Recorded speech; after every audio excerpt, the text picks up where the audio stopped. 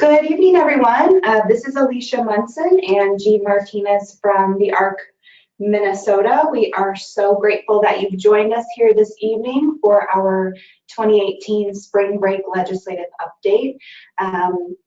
A couple of points before we get started. We will take up the full hour for the webinar, but we will leave time for questions at the end.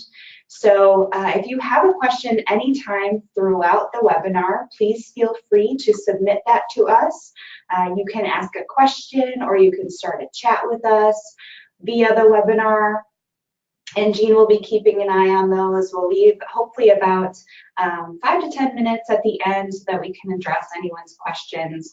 But just know that if you have a question or comment throughout any portion of the webinar, we will wait until the very end to take those. But again, feel free to submit them anytime. So first thing we wanted to just discuss with you guys is some context for the legislative session. As you know, we're in the second year of our biennium. The Minnesota legislature has a 2-year biennial cycle. The first year is the the budget year when they talk about spending priorities. And then the second year of the biennium is the bonding year. And that's really when they focus on capital investment, roads, bridges, and infrastructure generally. And they don't necessarily need to do a spending bill, but they typically do, especially if there is some extra money in the forecast. So we'll get into that a little bit later. Also this year, to kind of give you some context, keep in mind that there is split control between the legislative and executive branches. So in this instance, the majority party in both the Minnesota House of Representatives and the Minnesota Senate is the Republican Party. But in the executive branch, we have Governor Dayton, who's a DFLer. So you may recall this resulted in some tension last legislative session in 2017, where at the very end, during the special session, the governor was not pleased with some of the proposals that were moving forward. And so what he did in response to make sure that the issues were addressed was line item vetoed the operational funding of the legislature. And so that led to a court case, some very costly legal battles that went well into the summer. However, very early on in session, day one, they came together with an agreement and funding to make sure that the legislature could move forward to reinstate that operational funding so that staff and nonpartisan research, that staff and others could make sure that the process would move forward and we would have a smooth as possible legislative session this year. However, it'll be really interesting to see how the end of session negotiations play out based on this split in control. So it's a short legislative session. Always the bonding year is shorter than the budget year. And this year they started quite late. We didn't start until Tuesday, February 20th. And so there were about 6 weeks between the start of session and a mad dash to the deadlines. And just a reminder for those of you who may not be familiar with kind of the deadlines, those are really some target dates that are put in place to make sure that the legislature moves forward with their work in a timely fashion, because they are constitutionally mandated to end by a certain date. And so it's just kind of some benchmarks to make sure everything keeps moving forward. We saw the first deadline, which is a policy deadline, on Thursday, March 22nd. And that deadline meant that all bills in their house of origin had to go through all policy committees in that body. By the second deadline, the following Thursday, March 29th, the bills had to go through all of the policy committees in the other body. So in this instance, say there was a bill that was first introduced in the House of Representatives, it would have to go through all the necessary policy committees by Thursday, March 22nd. And then it would have had to go through all of the policy committees in the Senate by the following Thursday to quote unquote still be alive. However, this is a little bit tricky this session because there are 2 committees that deal with health and human services in the Senate. Senator Benson's Human Service, Finance, and Policy Committee and Senator Abler's Human Service Reform and Finance Committee. And because those two committees can deal with policy items as well as spending items, bills don't technically have to be heard until the third deadline, which is a finance deadline on Friday, April 20th, so just in the next couple of weeks. So in this instance, if a proposal was heard in the necessary policy committees on the House side, and it wasn't heard yet in the Senate, specifically related to Health and Human Services, it could still be alive until April 20th. From that point on, it'll be just about a month until legislature is formally scheduled to end on Monday, May 21st. Of course, there's always a chance that a special session may be called, but that would be really unlikely and quite unpopular given that we are in an election year and folks will be really wanting to get back to their district to begin campaigning if they're running for a re-election. As you may know, this election cycle will see all of the members of the House of Representatives up for election, as well as the governor. The Senate will not be up for re-election for another 2 years.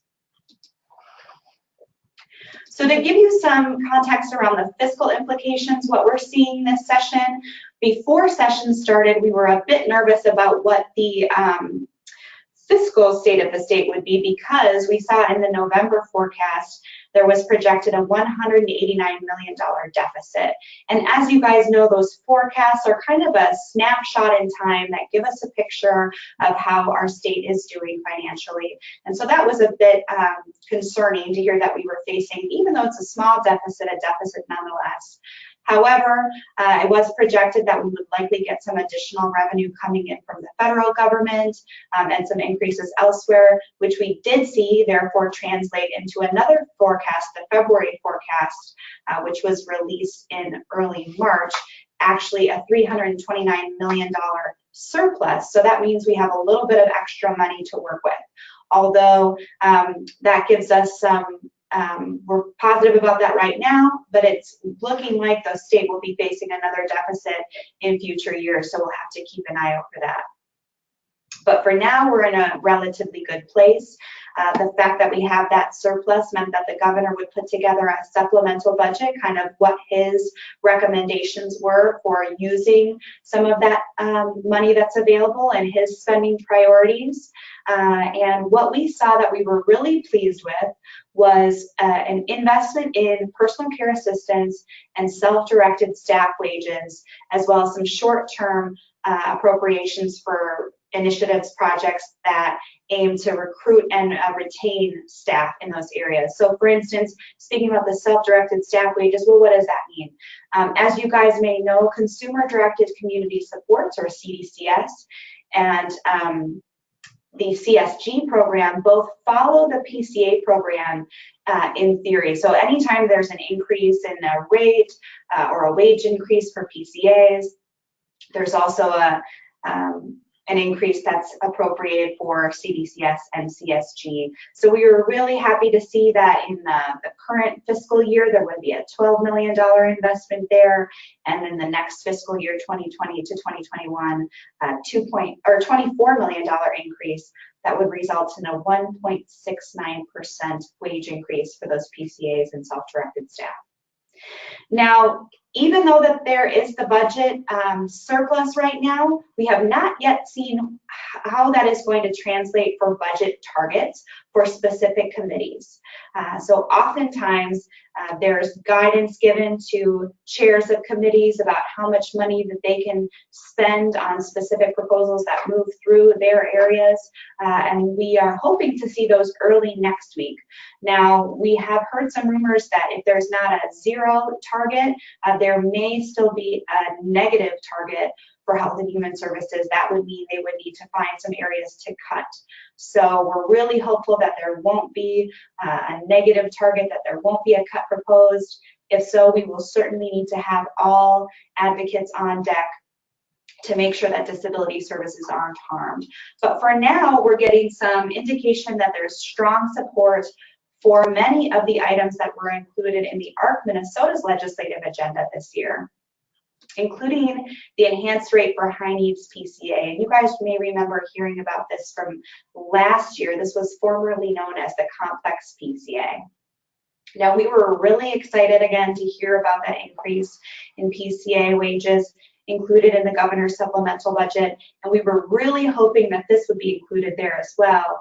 And unfortunately, we didn't see it, so we really need all advocates to let their legislators know, to let the governor know that we hope they will prioritize funding for this enhanced rate increase. The bill numbers are House File 41, that's chief authored by Deb Keel, and then Senate File 393, chief authored by Senator Jerry Ralph. And because this was a proposal that moved forward last legislative session, it went all the way up until the special session when unfortunately it was taken out of the budget, it was not funded.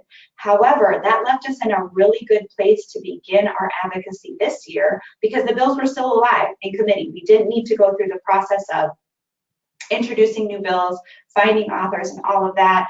They were sitting in committee and ready to go.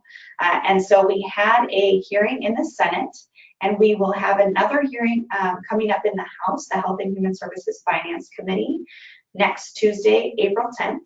That's scheduled for 1 o'clock in room 200 of the State Office Building. And the specific ask that we'll be making during that hearing is for, similar to last year, a 10% wage increase for trained PCAs that provide support for individuals who access 10 or more hours of support per day. And these are the folks that really need some significant assistance with their needs associated with their disability. For instance, that might be eating, bathing, getting dressed, really getting out there, being part of the workforce, engaging in their community in ways that are meaningful. And these are those folks that are really at the highest risk of hospitalization or institutionalization because of the high levels of support that they need, and also because they have such a hard time finding trained, qualified staff that can support them consistently. And we really believe that this 10% increase could lead us down the right road to making sure that these folks are able to recruit and retain those really critical staff. So that is moving forward. We're really happy to see the positive progress there.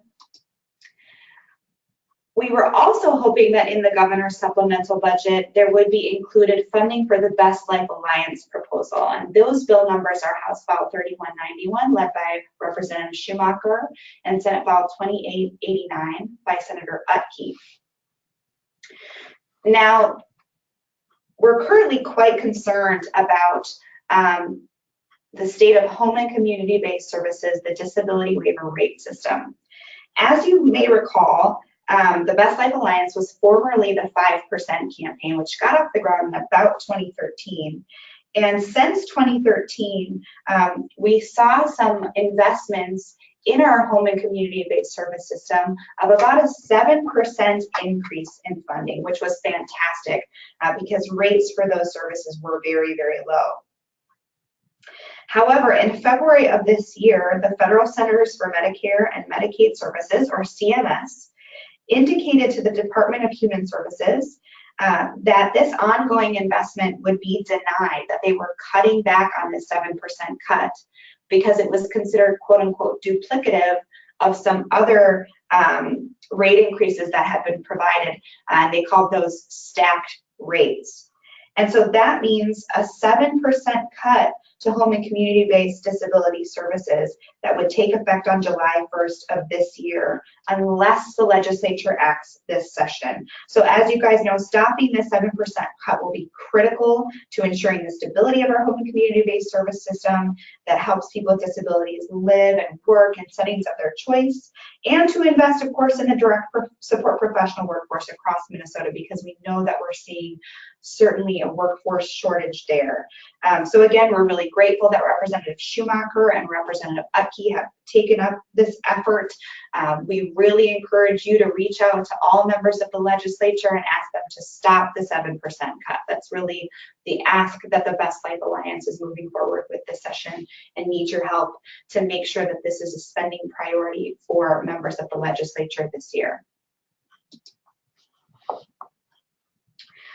The ARC Minnesota is also really pleased this session to continue supporting the Homes for All Coalition. This is a broad-based coalition of advocacy organizations that seek affordable housing for folks statewide. And this is so critical because we know that many members of the disability community want to live more independently, can live more independently. However, there's just a critical shortage of affordable housing throughout the state. This is also a really important issue for direct support professionals, people that are in support service positions who would require affordable housing options as well. So we feel that it's really important for the disability community to be actively engaged in addressing the need for affordable housing. And so we're really pleased to support the Homes for All's 3 proposals that are moving forward: their bonding proposal, the Minnesota Housing Finance Agency proposal, and the Department of Human Services proposal. Starting with the bonding proposal, essentially what they're seeking is $110 million in housing infrastructure bonds. Now those create supportive rental housing, preserve housing with existing federal investments, and promote home ownership through community land trust, which now could include senior and manufactured housing. In addition to the housing infrastructure bond request, they're requesting $30 million in general obligation bonds. And what these would do would preserve 3,000 units of housing for the lowest income folks across the state. So again, we really are hopeful that the bonding proposal will move forward. We have some really influential lead authors on these bills, and we've seen that there is an appetite for a large bonding bill to move forward this session. So we're very hopeful that affordable housing will be included in that. As for the MHFA proposal, the Minnesota Housing Finance Agency proposal, that's led up in the House by Representative Baker and in the Senate by Senator Carrie Dietzig. And what we are most excited to see is that among the funding requests, they're asking for $2 million in 2019 for grants to develop a local housing trust fund. Now, this would essentially be matching funds that would be given to municipalities outside of the Levin County metro area, a 100% match of any investment that a municipality makes up to $150,000 in affordable housing, and then a 50% match thereafter up to $300,000 of investment in affordable housing that a municipality would make. And again, it's so important that these dollars are focused on greater Minnesota, because when I've been meeting with folks in our regional offices throughout the state, again, access to affordable housing is one of those things that we have seen as a significant barrier to inclusion and integration. And so we feel that if there's incentive for municipalities to invest in this, there will be more affordable housing started and maintained. Finally, the Department of Human Services proposal, you see the bill numbers there. Essentially, one portion would be a $2 million increase in housing support, previously known as group residential housing, and that would be an increase for the supplementary service rate. And then additionally, they're seeking $2 million in grant funding for housing with supports for adults with serious mental illness. Again, we know this being so important to the disability community because there are many folks that have co-occurring, dually diagnosed disabilities and mental health issues. So we really feel that that strategic investment that would go toward bridges would be really beneficial. And again, all of these proposals are well underway. They're moving forward. They're in the shape that they need to be in order to pass through this legislative session. So we'll remain hopeful that they get funded. One thing that unfortunately is no longer moving forward was our Consumer-Directed Community Supports, or CDCS bill. This was lead authored by Representative Lomer in the House and Senator Hoffman in the other body. And we were really enthusiastic about moving forward with expanding exceptions within CDCS. Now, as you guys know, CDCS is that option that allows folks accessing waivered services to have more control over their budget and how they spend their dollars. And last session, there was an exception made that would eliminate the 30% budget reduction for individuals who were leaving institutional settings. Now, what we often see is that for folks that want to use the CDCS option, while it gives them more control, more self-direction, unfortunately, oftentimes the budget does not cover those services and supports they need to live truly inclusively in integrated settings in the community. So that exception was made last session. And we were hoping to build on that by eliminating that 30% reduction in budgets for children and adults who are leaving foster care settings, for instance, who want to move back home with their family if they're a child, or who want to live in a more independent residential setting if they're an adult, and for those individuals who are at most risk of imminent crisis placement, because oftentimes what happens for those folks is that they can't access crisis services in the community because their budget doesn't cover it. And so they move into more institutional, more restrictive settings and have to jump off of CDCS. And we really feel that making sure that they had additional funding could help them maintain their placement in the community. The other component of the proposal was an education and marketing campaign. What I've heard from a lot of folks is that they don't know about the CDCS option. They're not sure if they qualify. They don't know how to develop their own budget. And also they've heard that some counties don't quote unquote do CDCS, which is absolutely not true. And specifically in greater Minnesota, we've seen a low utilization rate in a lot of counties throughout the state. And so we were hoping to get some funding for an education and marketing campaign that would raise awareness about the CDCS option, the benefits of working with a fiscal support entity and with a support planner to develop that budget and to utilize the CDCS option. But unfortunately, we did not meet the second deadline with this proposal due to some discrepancies in what DHS was hoping the bill would look like and what advocates wanted to move forward with. However, our lead authors were very supportive. They indicated that they want us to continue working on this over the summer and that they would be willing to work with us again next legislative session to continue to make progress so that more folks can access CDCS if that option is right for them. And then the other thing that we are working on is the Home and Community-Based Services Innovation Pool, and we're in a really good place with this bill.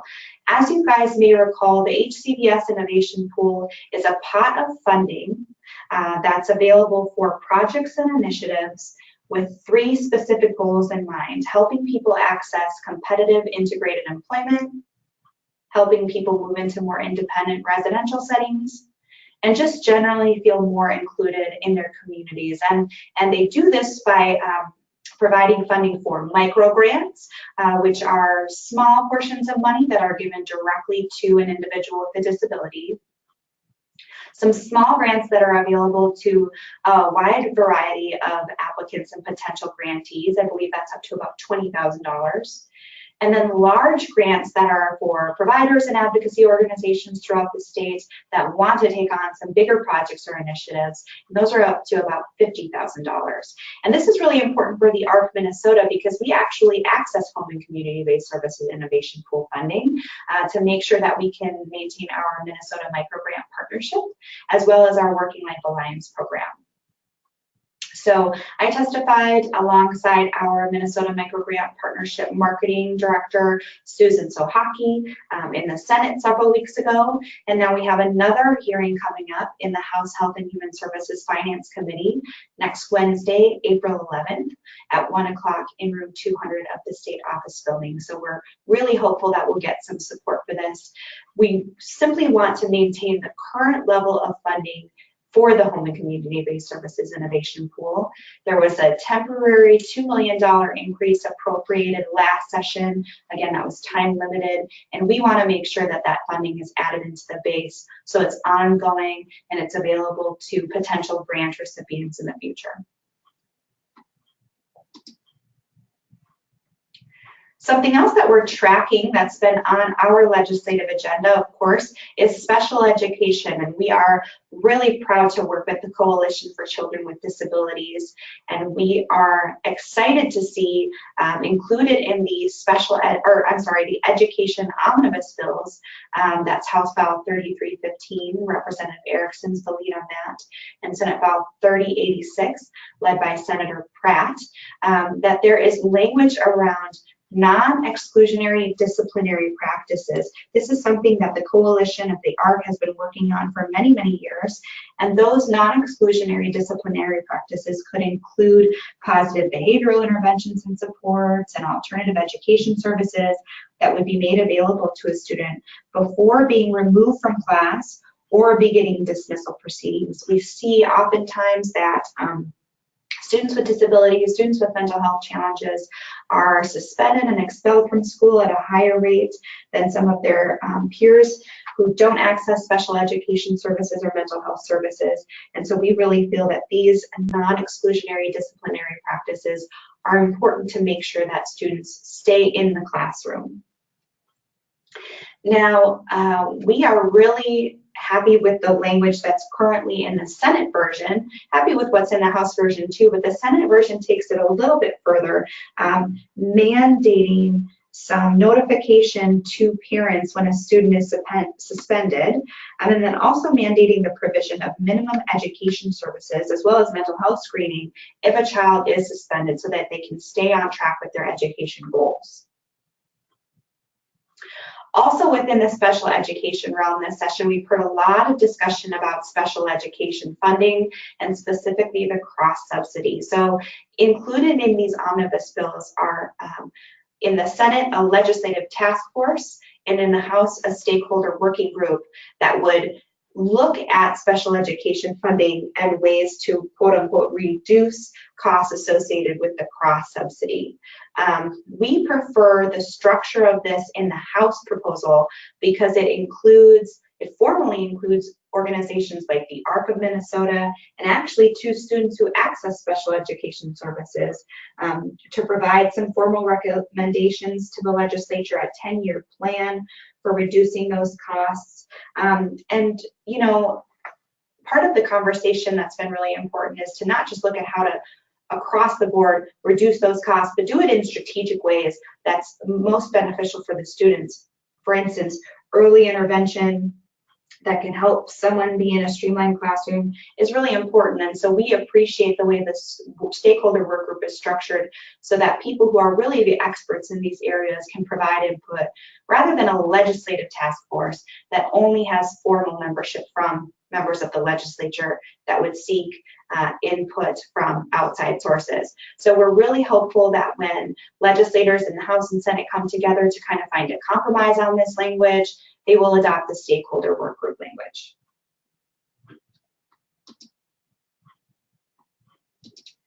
The next thing that we've been keeping a close eye on, and I'm sure that you guys have seen a lot of stories in the media recently, is around elder abuse in assisted living facilities. And we find that to be very concerning. We've also seen some stories in the national media as well as here in Minnesota around sexual abuse and sexual violence against quote unquote vulnerable adults in group homes. And so we want to make sure that people are safe in how they access services and have been paying close attention to that conversation as it happens in the legislature as well.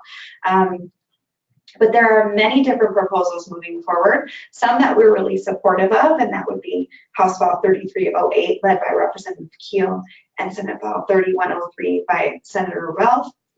We have a few more concerns about the current language that's included in House File 4018, led by Representative Schumacher, and Senate File 3437, led by Senator Housley. Now, we're really excited to see in these proposals strengthening of the Bill of Rights, and we're happy to see some language about an appeals process if someone is no longer available to access their services, they're kicked out of their services.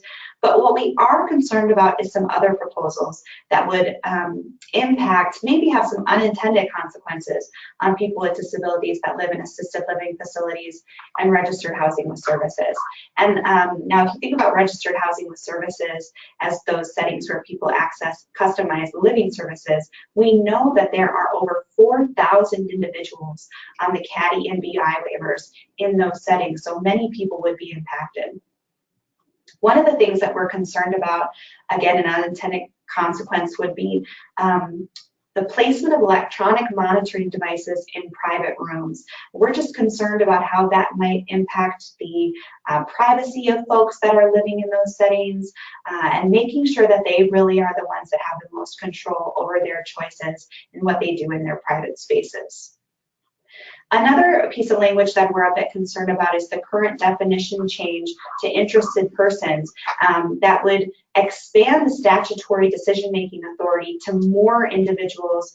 Quote unquote next of kin is incorporated in there, and we think that makes a lot of sense for older adults that may want to have their children or other family members involved in decision-making. But we really want to make sure that if a person with a disability can make their own decisions, that they feel empowered to do so. And again, so expanding that statutory authority may have some unintended consequences for folks with disabilities.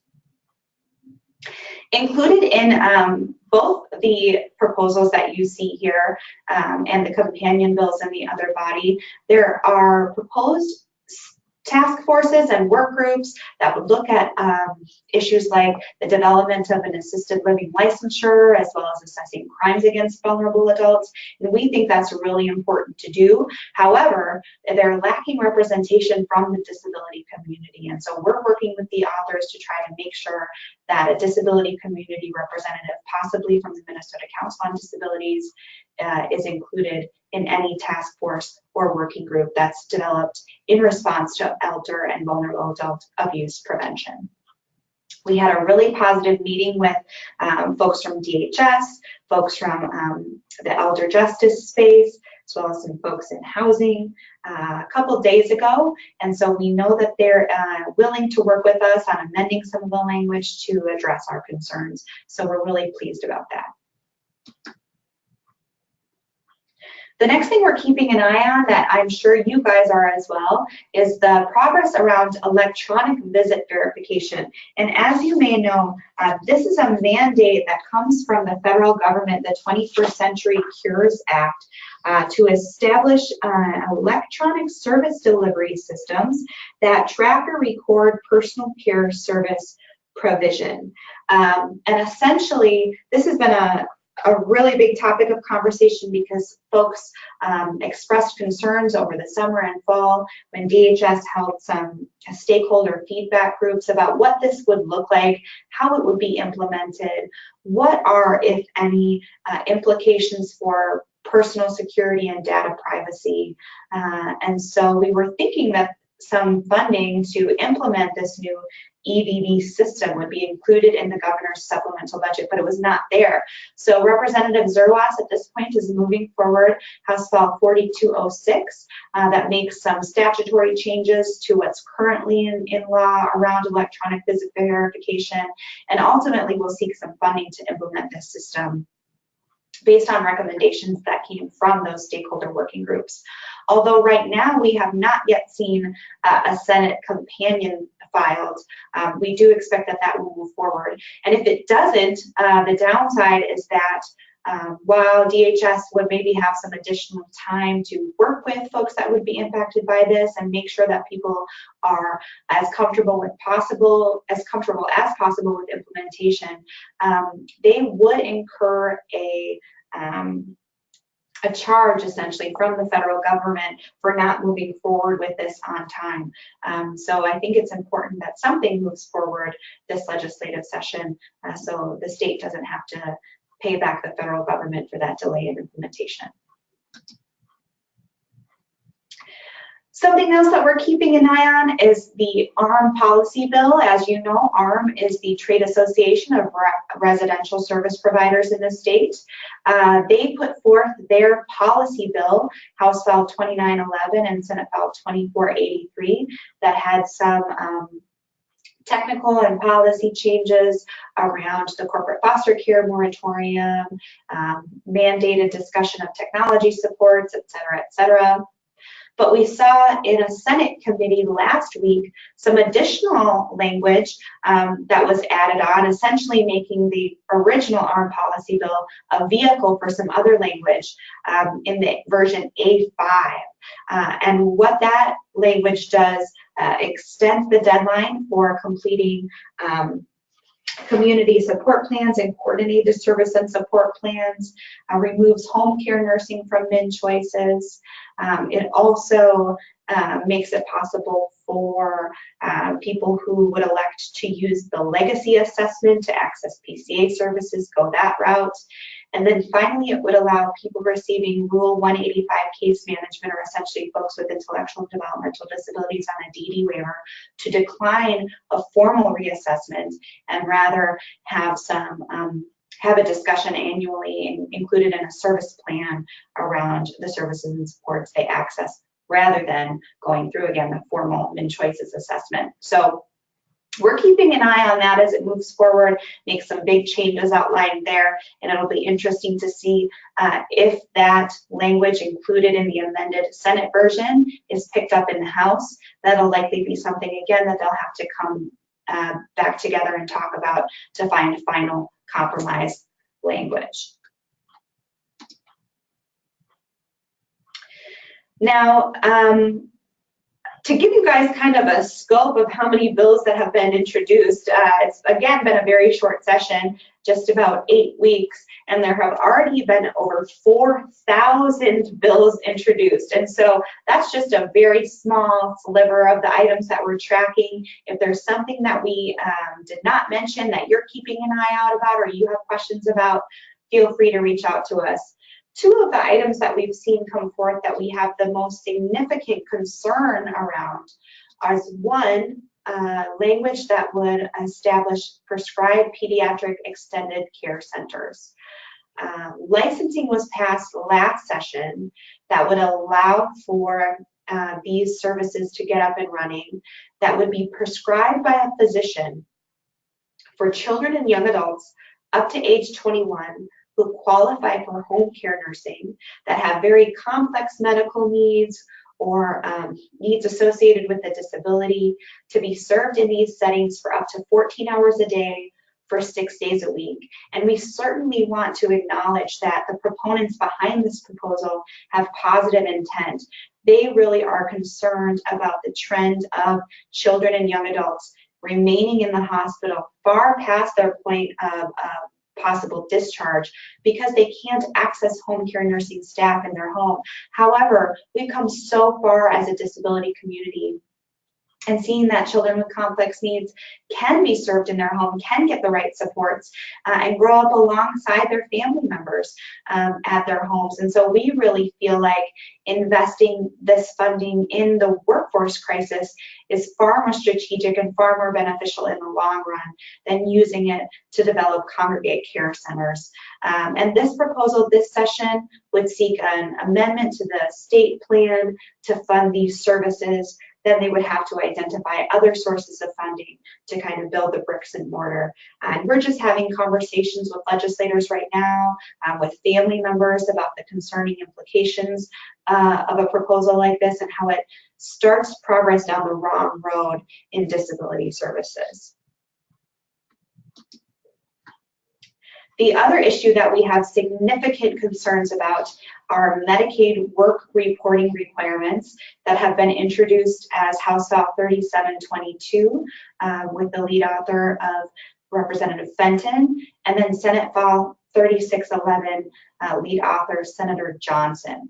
Now, you guys might have heard about these 1115 waivers that states are submitting, again, to the Centers for Medicare and Medicaid Services at the federal level that would seek to impose monthly work reporting requirements on quote unquote non-elderly able-bodied adults who access medical assistance. And their definition of work could include community or public service, so volunteering. It could include folks that are engaging in career planning or job training, or what's considered quote-unquote work fair program. And there is a list of folks that would be exempted, including people that are accessing certain disability benefits, including SSI, or if a physician has determined them physically unable to work. However, we're really concerned that many Minnesotans with disabilities would be detrimentally impacted by these proposals because, as you may know, more than 20,000 folks with disabilities in Minnesota access medical assistance based on their income rather than their disability because it helps them keep more of their hard-earned income and assets. And what the concern is that folks access MA in order to receive any personal employment supports that make it possible for them to work and to stay as healthy as possible so that they can consistently work. And putting their MA at risk also puts any of their healthcare and prescription drug coverage at risk. So we really feel that this is not an incentive to work, but rather it's takes away folks' healthcare that is so important in so many facets of life. Additionally, we see this as being a significant cost to the state. It's estimated that in 2019 alone, the cost would be $4.26 million to the state, and in the next fiscal year, 2020 and 2021, an additional nearly $10 million of investment. But that doesn't even include what it would cost counties to implement this on a monthly basis. That could result in an increase in property taxes for folks. We've seen estimated that in small counties, an additional 30 staff would be needed to bring on in order to deal with all of the bureaucracy and the paperwork, the administrative burden, and in large counties, upwards of 200 new staff. So that's significant. This is essentially an unfunded mandate that the counties are going to have to take on, as would health facilities. We're certain that we would see a significant rise in uncompensated costs. Some representatives of HCMC testified against the bill, and they estimated that anywhere between $8 and $15 million could be incurred as they see less folks with healthcare coming to them to seek services. So we think it's so important that all folks in the disability community are reaching out to their elected officials to let them know that this is not the right thing for Minnesota, that we take care of each other, that Minnesotans do work, they want to work, and MA is a critical way for them to access the supports and the healthcare they need to do that. We also encourage folks to reach out to members of the House Ways and Means Committee because that's the bill's next stop in that body. One person that we want to keep in mind that's a member of that committee is Representative Rod Hamilton. He was one of 2 no votes in the House of Representatives alongside Representative Nick Zerwas, both longtime champions of the disability community. Again, both that voted no, which was a tough vote for them to take personally and politically. And so if you're reaching out to members of the House Ways and Means Committee, including Representative Rod Hamilton, be sure to thank him specifically. We also want folks to reach out to members of the Senate Finance Committee. That's the bill's next stop in that body. And again, right now, this spring break is a perfect time to make those connections when people are back in their districts. And for the rest of the spring break, we'll have some guidance for you there. But keep in mind, there's about 2.5 weeks until that third deadline. So now is a critical period of time where elected officials are making decisions as a caucus, as bodies, about what their funding priorities are going to be. So your voice could be very influential in their decision making. Again, before the session ends on Monday, May 21st, there's always time to have an impact. So for the rest of the spring break, we ask you to reach out to those elected officials with 3 key messages. First and foremost, please support the enhanced rate for high needs PCA that we discussed earlier. Second, oppose those harmful Medicaid work reporting requirements. And third, stop the 7% cut to home and community-based services. We really think that these are the 3 issues that would have the most significant impact on members of the disability community. And so if your elected officials are hosting any town hall forums this week or any more informal coffee with constituents events, we really ask that you be present there and speak out about these issues. Or even if you just bump into them at the grocery store or another place in your community, you know that these folks are your neighbors and they want to hear from you. They have you in their mind when they're making decisions up at the Capitol. And so again, you can make an influence if you just see them out and about in your community for the rest of this week. As you make those contacts, the ARC Minnesota has developed some resources, some talking points that can help you share those messages. So be sure to visit the current state information portion of our website, where we have additional resources, a one-pager about those 3 key topics for you to use. And we'll also be disseminating action alerts in the next couple of days and week, as next week is a really important week for some of those big pieces of legislation that are specifically going to be moving through the House Health and Human Services Finance Committee. We also encourage you 2 Tuesdays from now to join us for a Tuesday at the Capitol. This is an event that the Minnesota Consortium for Citizens with Disabilities hosts on a weekly basis throughout the legislative session. We are teaming up with the Autism Society of Minnesota and the Lutheran Social Service of Minnesota to co-host a Tuesday on April 17th. That'll be held from 9:30 to 11 o'clock in the Minnesota Department of Transportation cafeteria. And essentially what we do, it's a great opportunity for advocates to come together to get important updates about where our legislative priorities are in the process. Oftentimes legislators stop by, pop in, you can get some great information from them. But this is a really strategic time to come on to the Capitol because, as we discussed, that third finance deadline is that Friday. And so it's kind of our last shot at influencing members of the legislature and letting them know what's important to us, asking them to please fund those policy priorities of the disability community. We also really encourage you to schedule meetings with your legislators that day to make sure you have some face time with them to continue the conversation and to build those relationships. And then finally, keep in mind, after the legislative session ends, there's going to be so much that happens in these next couple of weeks. And so we want to make sure you guys are all aware of, from this point onward, what happened, where we landed at the end of the legislative session. And so we will be hosting another one of these webinars. We haven't determined the date or time yet, likely in early June, to kind of give you a final wrap up. And of course, we'll be sure to include at that point any messages that we need to give to legislative champions to thank the folks that supported our policy priorities this year, and to make sure you're reaching out to them directly.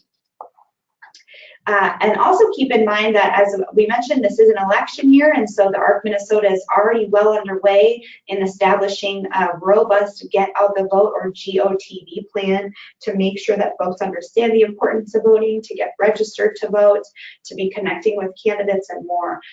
So we'll have lots more information about that in the post-session legislative update.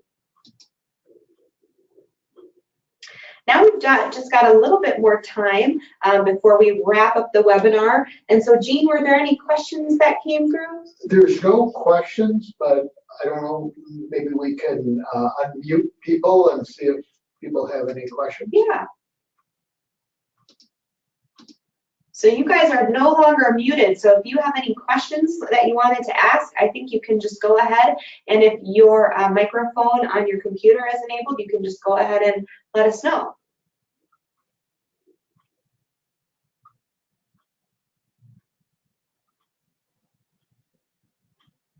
Okay.